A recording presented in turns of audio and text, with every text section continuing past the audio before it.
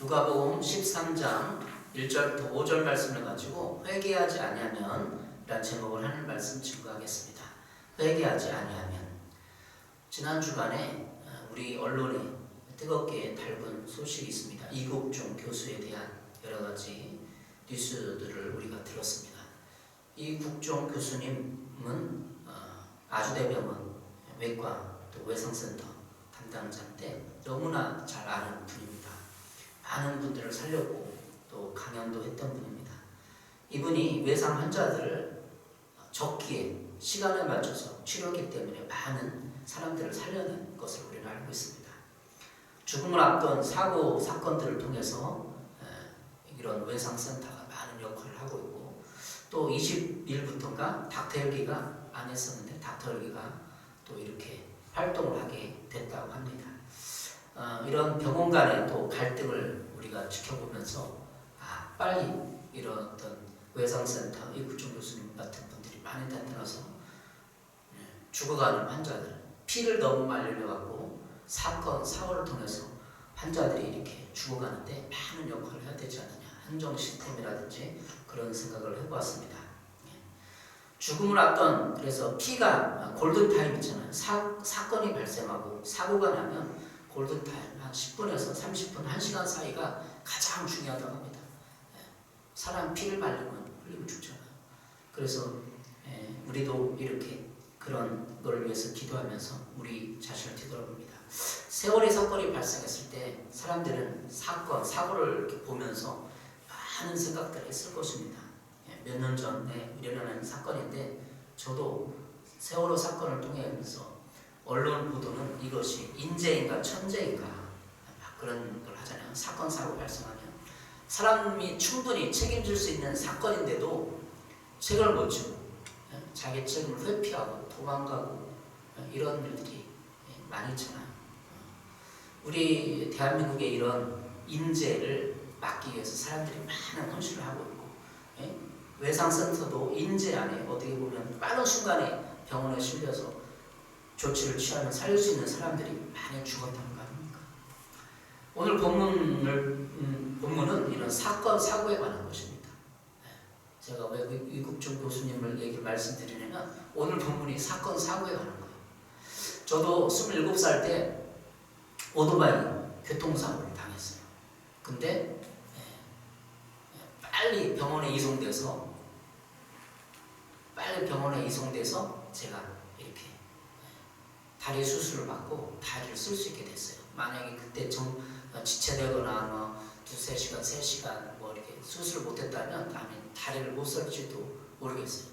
근데 하나님께서 이렇게 은혜를 주셔서 제가 이렇게 다리를 쓰게 됐던 겁니다. 제가 다리를 다치고 많이 생각했던 내용들이, 하나님이 왜 이런 나를 이렇게 사고를 당하게 했을까라는 생각도 많이 했어요. 젊은 나이 27살 때니까 신학하기 전에. 그래서 우리 가족들은 좀 이렇게 눈치가 보이더라고요. 예수 열심히 믿는데도 이런 사고를 당하니까 좀 힘들더라고요. 예수 믿는데도 사고 당할 수 있는 거죠. 근데 그것을 하나님의 관점으로 해석하고 그 사고 당한 상황을 신앙을 이렇게 갖는, 더 하나님을 찾는 시간들로 해석을 하고 이렇게 활용을 해야 됩니다. 제가 다리를 다쳤는데 예수님 십자가에 못 박고 예수님 얼마나 고통스러운가를 생각하니까 은혜가 되더라고요. 그 젊은 분이. 마치 이런 사건, 사고를 당하면서 크리스천들이 많은 질문을 하게 됩니다. 왜 하나님, 왜 이런 사고를 당하게 되었습니까? 하나님 앞에 질문을 해가며 신앙적인 이런 해답을 찾아가고 있습니다. 사람들은. 거기서 신앙으로 하나님을 찾으면 유익이 있는 것이고, 신앙적인 관점으로 그걸 해석하지 못하고 원망하고 불평하면 신앙의 나락으로 떨어지는 것이죠. 사람들은 회개를 예수 믿고 하는 구원에 대한 일회성 사건 정도로 알고 있는 사람들이 많습니다. 저도 27살 때 제 자신을 뒤돌아보고 많이 제 자신을 이렇게 성찰했던 것 같습니다. 회개는 그 당시에 제가 회개했다기보다도 제 자신을 돌아보고 신앙으로 이렇게 하나님 앞에 좀 더 다가갔던 시간들인 것 같아요. 오늘 회개하지 아니하면 제목으로 썼는데, 회개에 대해서 여러분과 이런 사건, 사고를 통해서 뒤돌아보는 시간입니다. 회개는 우리가 흔히 일회성 사건으로 끝나는 것이 아니라 매일매일 해야 되는 것입니다. 회개는 신자가 되기 위한 과정이 아니라 그리스도인들이 매일 하나님 앞에 자기의 삶을 돌아보고 교제하고 기도하는 시간을 가지는 필수 과정입니다. 그런데 우리는 신앙생활에 있어서 왜 회개의 중요성을 모르고 있는 경우가 많이 있습니다. 왜 회개의 중요성을 모를까요? 우리의 삶은 자기가 잘못했다고 인정하는 것을 싫어하고 또 그런 것을 수치스럽게 여깁니다. 누구 앞에서 내가 잘못했어요 이렇게 하는 걸 굉장히 수치스럽게 여기잖아요. 그런데 회개는 꼭 잘못을 뉘우치고 교정하는 것만을 의미하지 않습니다. 회개는 죄 많은 우리가 하나님의 존전에 나아가고 하나님과 교제하기 위해서 전제 조건인 것입니다. 이렇게 회개에 대한 오해와 무지가 우리를 회개하지 못하게 합니다. 오늘은 회개에 대한 바른 이해를 바탕으로 주님이 회개하지 않으면 망하리라는 의미를 우리 개인과 우리 공동체 그리고 이 나라 민족에게 적용해서 우리가 회개해야 할 당위성을 찾아보도록 하겠습니다. 지금은 복음을 믿고 회개하는 시대에 살고 있습니다. 초대교회나 우리 믿음의 선조들은 철저히 자신의 삶을 뒤돌아보고 회개하며 세례를 받았습니다. 교회 나와서 예수님 믿고 세례를 받고 이렇게 하면서 은혜를 받으면서 그 동시에 회개가 시작됐어요. 회개하고 세례를 받았어요. 근데 지금은 교회에 오면 먼저 예수님을 구주로 영접하고 회개는 나중에 하는 것 같아요. 회개에 대해서 교회에서 알려주지 않고 또 붕해가 이런 식상해지니까 그렇죠. 이것은 그 이유는 성령 세례나 체험적인 신앙으로 인한 급격한 회개가 그때는 가능했기 때문인 것 같습니다. 근데 지금은 성령 체험, 성령 세례, 체험적 신학이 줄어들었죠. 오늘날에도 각 나라에서 성령께서 역사하고 있습니다. 동남아나 아프리카에서 성령의 폭포수 같은 그런 간증들이 지금도 많이 일어나고 있습니다. 그러나 한국교회에서 회개사역과 붕해가 식상한 지 오래되었습니다. 초대교회 붕운동과 회개운동이 이제는 한국교회에 많이 식어져서 붕해가 흔하지 않게 되었습니다. 그런데 우리들의 시대에 회개와 붕운동이 많이 퇴색되어 있는데도 누구든지 복음을 믿고 받아들이면 세례를 받고 교회 신자가 됩니다. 우리 시대에 우리가 뒤돌아볼 수 있는 것은 회개에 대한 강조점들이 많이 줄었다는 거예요. 그러나 성경은 이러한 시대에도 여전히 우리에게 회개하도록 우리를 부르시고 있습니다. 오늘 성경 말씀 누가복음 13장 5절 너희에게로는 아니라 너희도 만일 회개하지 않으면 다 이와 같이 망하리라. 예수님께서 말씀하셨죠. 성경 말씀 베드로서 3장 9절에도 주의 약속은 어떤 이들이 더디다고 생각하는 것 같이 더딘 것이 아니라 오직 주께서는 너희를 대하여 오래 참으사 아무도 멸망하지 않고 다 회개하게 이르기를 원하시느니라. 하나님께서 오래 참고 우리가 멸망하지 않고 회개하기를 이른다는 것이죠. 마가복음 1장 15절대로 이르시되 때가 차고 하는 날 가까이 왔으니 회개하고 복음을 믿으라 하시더라. 회개하고 복음을 믿으라 되는데 요즘 시대에는 복음을 믿고 받아들이고 나중에 회개하는 꼴이 된 거예요. 왜? 회개에 대해서 강조하지 않고 체험이 없으니까 회개 당신 잘못했어요 우리 교회에서 지적하기가 그렇잖아요. 그러니까 무조건 다 받아주고 복음을 믿으라 그렇지 회개하고 복음을 믿으라 얘기하지는 않고 있어요. 현재 교회에서. 그래서 문제가 되는 것입니다. 오늘 본문은 회개하지 않으면 예수님께서는 망한다고 말씀하고 있습니다. 이 망한다는 의미는 무엇일까요? 또한 우리는 왜 회개해야 할까요? 회개하지 않으면 어떤 일이 일어날까요? 그러면 회개는 무엇이고 또 어떻게 해야 할까요? 이런 질문들을 본문을 통해서 찾아보고 묵상해 보도록 하겠습니다. 회개는 무엇입니까? 유명한 신학자 웨인 그루뎀이 있습니다. 이 사람이 쓴 조직신학에서 회개란 죄로 인한 참된 애통과 단념이며 그것을 멀리하고 그리스도께 순종하며 행하겠다는 신실한 헌신이다라고 말하고 있습니다. 저도 중학교 때 하늘성기도에서 체험하고 회개를 했는데 그냥 성령께서 임하시면 갑자기 폭포수 같은 눈물이 쏟아지며 그렇게 눈물이 나고 슬퍼지고 내가 잘못했다는 것을 그냥 알아지는 거예요. 웨인 그루뎀이 얘기했던 것처럼 참된 회개는 참된 애통과 단념이에요. 애통하게 돼 있는 거예요. 그리고 죄를 멀리하고 그렇게 순종하며 행하겠다는 신실한 헌신이다라고 말하고 있습니다. 그는 회개는 죄가 나쁘다는 지적인 이해와 죄에 대한 애통과 미움을 포함하는 감정적인 인정을 가지고 있다고 쓰고 있습니다. 애통하는 마음, 죄에 대한 미움을 포함한 감정적인 인정이에요. 그리고 죄를 끊고 대신에 그리스도의 도에 순종하려는 삶을 살려는 의지와 결단을 포함한다고 말합니다. 이렇게 우리는 죄를 인식하고 회개로서 그렇게 순종하는 삶을 살게 됩니다. 회개는 죄를 끊고 죄로 인한 참된 애통을 갖는 것입니다. 회개는 죄를 멀리하고 성경 진리를 받아들이며 하나님 아버지를 인정하고 아버지의 주권에 굴복하는 것입니다. 그렇다면 죄는 무엇입니까? 죄란 행위, 태도, 본성면에서 하나님의 도덕법에 따르지 못하는 것을 말합니다. 하나님은 성경 전체 여러 곳에서 하나님의 도덕법을 제시했습니다. 그 가운데 하나가 출애굽 20장에 나오는 십계명입니다. 십계명에는 살인, 간음, 도둑질 등에 대한 금지 명령이 있습니다. 죄가 하나님의 도덕법에 어긋나는 것이면 살인하지 말지니라, 간음하지 말라, 이 말한 것은 이치에 맞는 것입니다. 그런데 죄는 하나님의 도덕법에 어긋나는 태도에서도 발견됩니다. 출애굽 20장 17절 내 이웃의 집을 탐내지 말라. 내 이웃의 아내나 그의 남종이나 그의 여종이나 그의 소나 그의 낙이나 무릇 내 이웃의 것을 이웃의 소유를 탐내지 말라.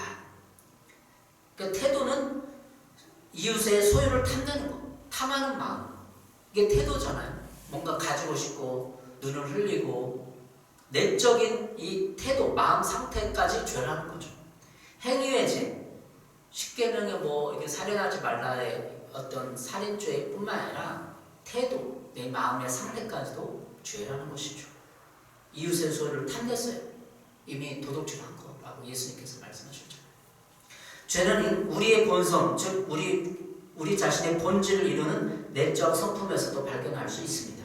교만, 혈기, 분노, 두려움, 게으름, 거짓말, 거짓, 우리의 성품 이런 것은 하나님의 성품과 반대되는 것입니다. 그래서 죄라는 거죠. 하나님은 빛이고 우리는 어둠이기 때문에 어둠은 이런 내적 태도에서도 발견되는 것입니다.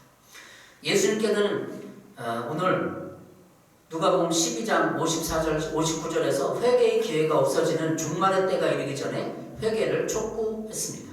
오늘 본문에서도 하나님의 공의와 심판이 반드시 있을 것이며 심판이 임하기 전에 회개할 것을 촉구하고 있습니다.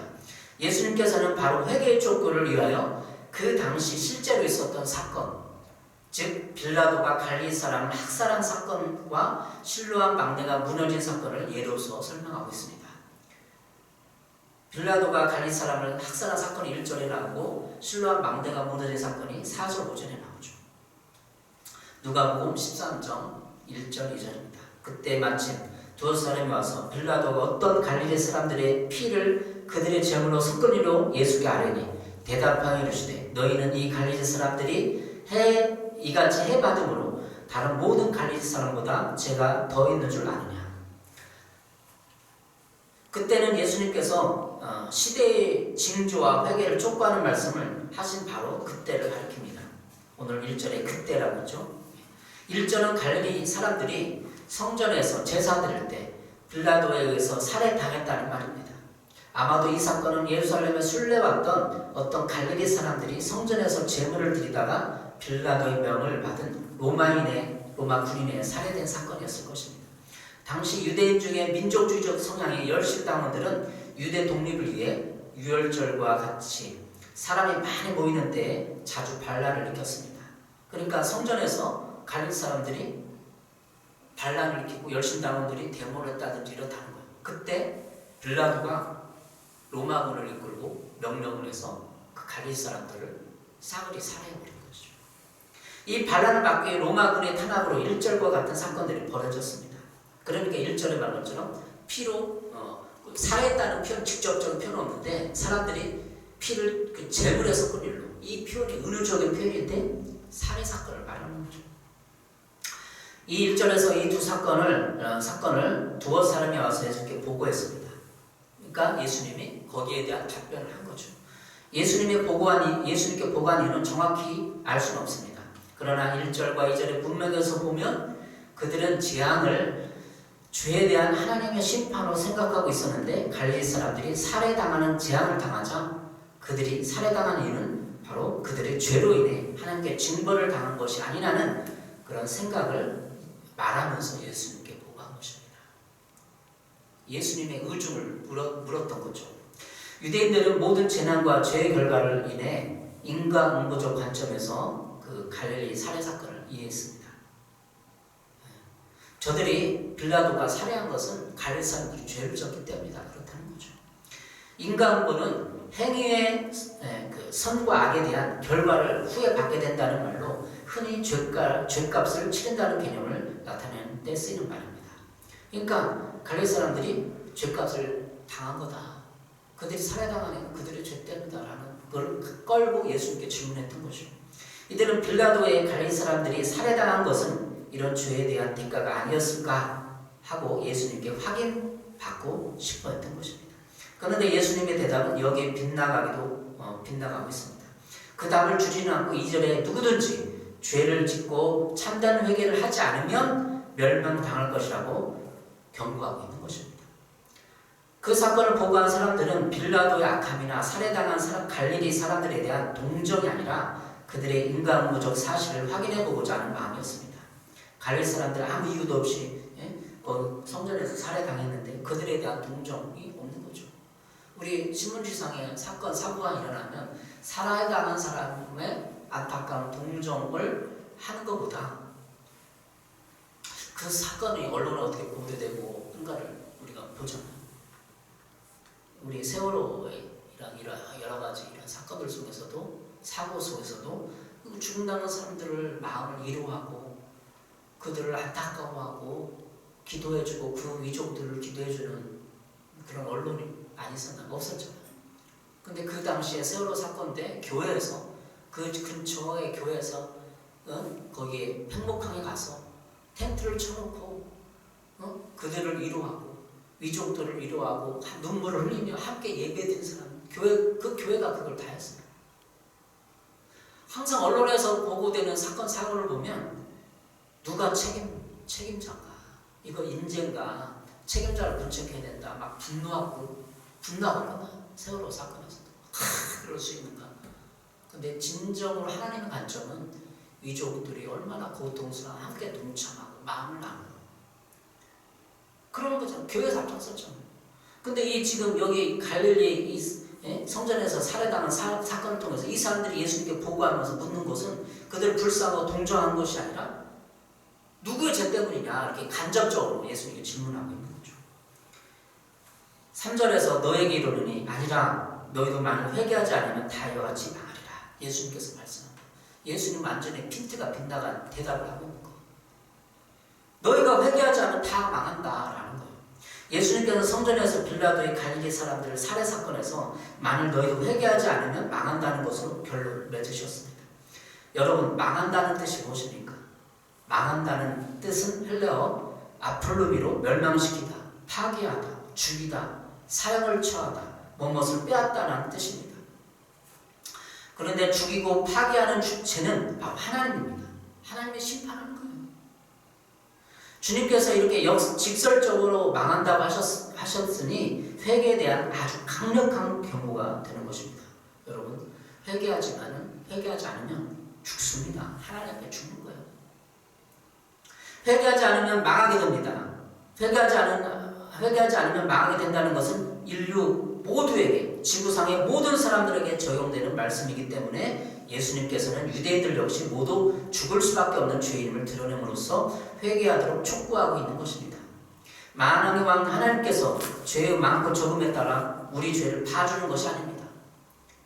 너는 죄 조금 졌으니까 봐주고 멸망하지 않는다 그런 게 아니에요. 우리 인간은 예수 그리스도 구속 사역이 없으면 모두 다 멸망하고 지옥에 떨어져 그럴 벌을 존재인 것입니다. 이 빌라도에 살해당한 갈릴리 사람들은 인위적인 사고였습니다. 그런데 실로암 망대 사건은 우연적이고 자연적인 재난이었습니다. 예수님께서 계속해서 4절에서 회개의 문제를 다루십니다. 4, 5절 또 실로암 망대가 무너져 치어 죽은 18사람이 예루살렘에 관 다른 모든 사람보다 죄가 더 있는 줄 아느냐? 너에게 이르노니 아니라 너희도 만일 회개하지 아니하면 다 이와 같이 망하리라. 실로암 망대가 무너져 죽은 18명의 희생은 우연적이고도 자연적인 사건입니다. 실로암 망대는 예루살렘에서 동남편 성벽 밖에 세워져 있었는데 이것은 총독 빌라도가 성전 자금을 빼서 만들었던 수로 일부였습니다. 빼앗은 거죠, 빌라도가. 성전 자금을. 이 실로암 망대가 무너져 죽은 18명 사람이 죽었던 것도 이 이유예요. 이를 본 유대인들은 그들의 죽음을 그들의 죄가 더 많았기 때문이라고 봤습니다. 유대인들은 그들의 죽음이 빌라도가 성전에서 빼앗은 돈으로 임금을 받은 일꾼들이 성전의 돈을 다시 갚아야 할 빚으로 인해 천벌을 받은 것으로 생각했던 것입니다. 그러니까 빌라도가 성전 자금을 빼냈으니까 거기서 받은 임금을 받은 일꾼들은 다시 성전의 돈을 갚아야 한다고 생각했던 거예요. 그러니까 그들의 죄입니까? 라고 물었던 거죠. 그러나 이 사건의 책임자는 아무도 없습니다. 실로암 망대 사건의 책임을 누가 집니까? 그들이 그 성전에 빼앗은 돈을 받았다고 해서 그들이 죄자입니까? 아니잖아요. 예수님이 이런 사건의 핵심도 회개였습니다. 예수님의 답변은 죄의 많고 적음을 가지고 사건을 본 것이 아니라 누구든지 회개하지 않으면 반드시 망한다는 사실을 강조하고 있는 것입니다. 우리는 우리의 생각에 항상 사건과 사고는 죄의 많고 적음에 있다고 생각합니다. 교통사고도 내가 피해자인가 가해자인가 중요합니다. 내가 더 잘못했나? 저 사람 더 잘못했나? 막 따지고 생각하고 막 그러잖아요. 피해 안 걸려고. 우리는 주위의 많은 사고들을 보면서 혹시나 저 사람들은 죄가 많아서 일어난 사건들은 아닌가 의구심을 가지고 생각하기도 합니다. 그러나 예수님께서 말씀하셨듯이 죄의 많고 적음이 핵심이 아닙니다. 어떤 사고와 사건에도 죄에 인한 그것이 핵심이 아니에요. 죄가 많아서 일어난 사건이 아닙니다. 예수님의 관점이라면 그 사건들 속에서 우리는 나 자신의 죄성을 깨닫고 회개하는 것으로 생각해야 합니다. 하나님은 우리를 이미 죄인이라고 인정하시고 그 죄를 해결하신 방법을 열어놓으셨습니다. 바로 예수 그리스도이십니다. 하나님 앞에 문제되는 것은 그 십자가 사건을 통해서 우리가 죄를 해결하는 것이지 우리가 몇 프로의 죄를 지었는데 그 죄의 중요도를 따지는 것이 아닙니다. 우리 신앙생활 할 때도 당신은 한 30% 죄가했어, 당신은 한 80% 죄가했어, 내가 더 무엇해, 당신 죄인이야 그러잖아요. 마음속으로. 근데 회개할 기회가 주어졌음에도 오늘 본문을 통해서 회개할 기회가 주어졌음에도 회개하지 않으면 망대가 무너져 죽은 18명과 같은 된다는 거예요. 아마 이국종 교수님이 그 당시에 있었으면 병원으로 곧바로 이송했으면 10명은 살릴 수 있었을 것 같아요. 그렇죠? 그 5절에 망한다는 것은 미래 시제의 조건문입니다. 즉 회개하지 않는 자는 장차 망하게 된다는 것입니다. 이 3절, 5절, 이 9절이 똑같이 나왔어요. 하나도 안 틀려요. 3절, 5절 말씀은 AD 70년 만인 AD 70년에 예루살렘 전체가 파괴됨으로써 1차적으로 이루어졌습니다. 예루살렘이 멸망했잖아요. 그리고 궁극적으로 그와 같이 회개하지 않는 자는 종말에 영원히 지옥 형벌을 받게 될 것입니다. 이렇게 우리는 하나님의 심판을 받게 되는 종말을 향하여 나아가고 있습니다. 우리 모두 신자 인류 모든 지구상의 모든 사람들은 영원한 종말을 향하여서 가고 있는 거예요. 그러니까 망하게 된다는 말은 궁극적으로 영원 지옥 형벌에 빠진다는 것입니다. 오늘 본문을 통하여서 우리는 나의 죄의 많고 적음이 아니라 하나님의 계획, 예수 그리스도를 잡고 예수 그리스도를 붙잡고 회개해야 됨을 깊이 깨닫게 되었습니다. 예수님에게 중요한 것은 나의 죄가 많고 적음이 아닙니다. 결코 우리의 생각을 바꿔야 됩니다. 내 죄가 많아서 적어서가 아닙니다. 오직 회개했느냐 회개하지 않았느냐가 중요한 것입니다. 하나님 앞에 섰을 때 우리는 회개했느냐 안 했느냐가 더 중요하지 죄를 얼마큼 졌느냐가 중요한 게 아닙니다. 그래서 회개는 의지를 드려야 합니다. 회개하기로 결단하고 피눈물 나게 자기를 성찰하고 남을 탓하지 않아야 합니다. 환경을 탓하고 부모를 탓하고 나라를 탓하고 남편과 아내를 탓하면 우리가 회개할 기회가 점점 줄어듭니다. 왜냐하면 남을 탓함으로 자기 자신의 죄를 보는 눈이 가려지기 때문에 그렇습니다. 남을 탓하는 것을 내려놓아야 합니다. 오직 자기 자신을 탓하여 자기 죄를 발견해야 합니다. 온통 에너지를 자기 죄를 찾는 데 써야 합니다. 사회에서 주위 사람들이 사건과 사고가 일어나면 그 사건을 통해서 저 사람을 정지하고 행정적인 정부를 비난하고 병원을 비난하고 그런 것이 아니라 나 자신을 봐야 돼요. 나 자신의 죄를 찾아야 돼요. 세월호 사건을 통해서 저들이 학생들이 죽어가는 걸 보면서 나도 바로 내일이면 바로 한 달이면 10년 후면 지구 종말을 올 때 죽는다는 것을 기억해야 돼요. 이것이 오늘 예수님이 누가복음 13장에서 보여주는 회개한다는 의미입니다. 당신을 봐라. 너도 망한다. 너도 회개해야 된다. 너도 궁극적으로 회개하지 않으면 지옥 형벌을 받게 된다는 것이죠. 이것이 예수님의 메시지예요. 그러면 우리는 어떻게 회개해야 합니까? 첫째로 죄를 자백해야 됩니다. 요한일서 1장 9절 만일 우리가 우리 죄를 자백하면 그는 미쁘시고 의로우사 우리 죄를 사하시며 우리를 모두 불의해서 깨끗하게 하실 것이요. 우리 죄를 자백해야 돼요. 그래서 자백하려면 계속 내 죄를 찾아야 돼요. 신앙생활에 성화되고 거룩해지는 이 과정들이 내 죄를 찾는 거예요. 남의 죄를 찾는 게 아니라 남의 잘못을 찾는 것이 아니라 내 죄를 찾아야 돼요. 그래서 우리 교회에서 하는 이 회개 기도를 통해서 내 죄를 찾아야 돼요. 하루 과거의 죄도 찾고 내가 예수 믿기 전에도 찾고 지금도 찾고 오늘 하루도 찾아서 자백을 해야 돼요. 고백을 해야 돼요. 그럼 죄가 없어지는 것입니다. 회개는 두 번째로 뉘우치는 것 그리고 죄를 받는 것입니다. 누가복음 19장 8절에 삭개오야 서서 주께 여짜오되 주여 보시옵소서 내 수의 절반을 가난한 자들에게 주겠사오며 만일 누구의 것을 속여 빼앗은 일이 있으면 내 갑절이나 갚겠나이다. 예수님 삭개오의 집에 머물렀을 때 예수님이 삭개오에게 죄를 지적하지도 않았는데 삭개오는 자기 죄를 찾았어요. 내가 만일 누구의 속여서 빼앗은 걸 있으면 갚겠습니다. 그러니까 자기 죄를 찾아는 거예요. 자기 죄를 찾았기 때문에 예수님께서 그에게 구원이 임했다 말한 거예요. 자기 죄를 찾아야 돼요. 남의 죄를 찾지 마십시오.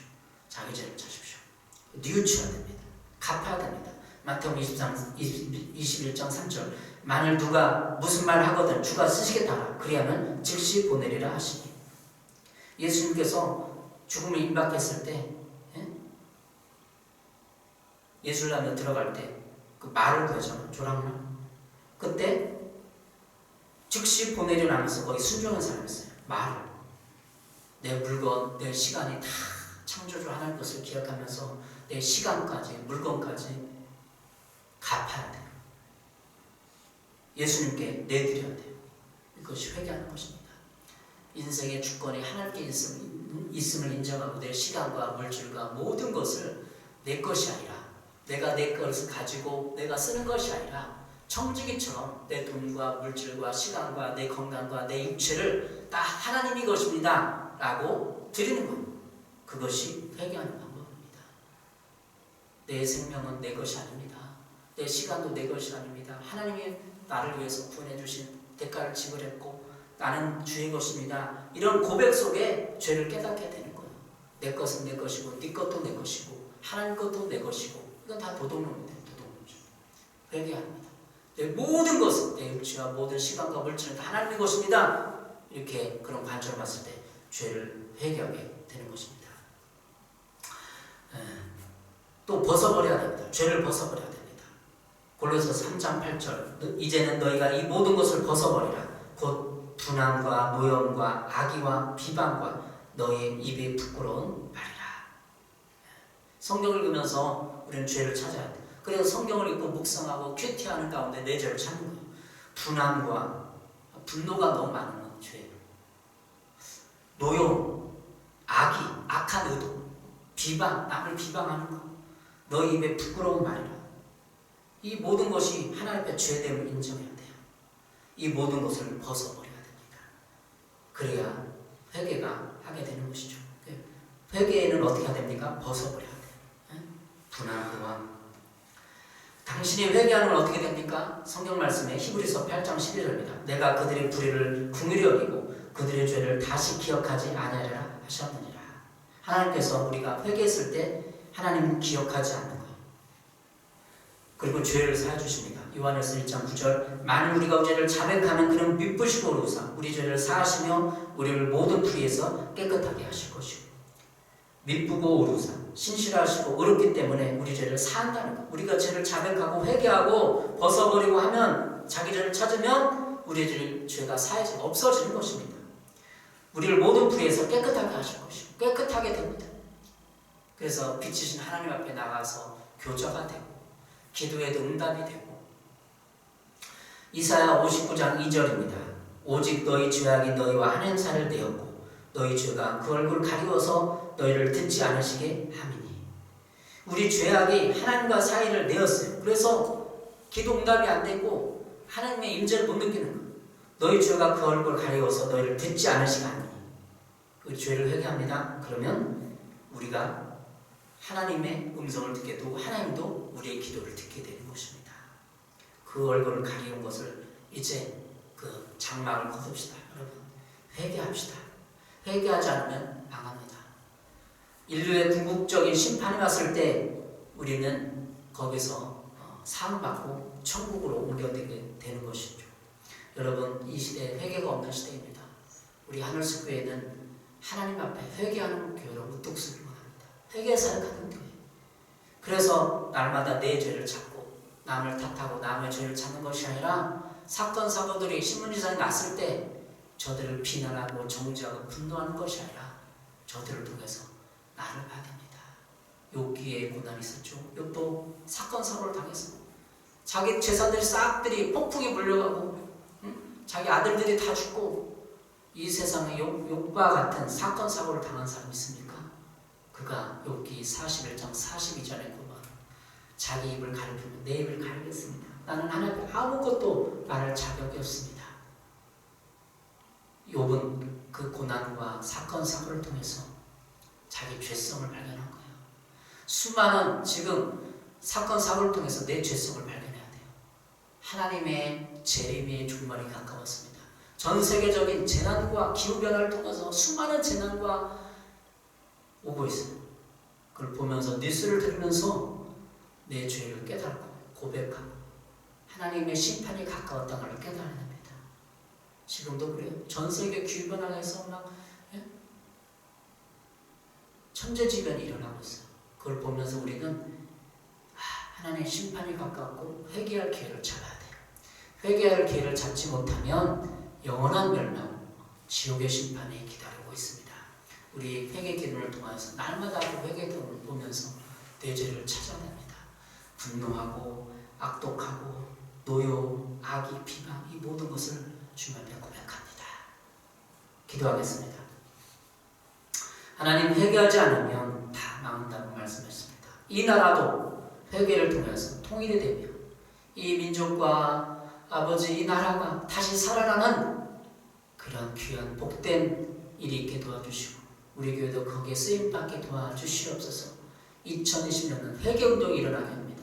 먼저 우리 교회에서 회개운동이 일어나고 회개운동을 통해서 우리나라가 다시 한번 성령이 임하는 부흥사건과 회개사건이 있게 도와주시옵소서. 거기에 쓰임받기를 원합니다. 예수님의 이름으로 기도했습니다.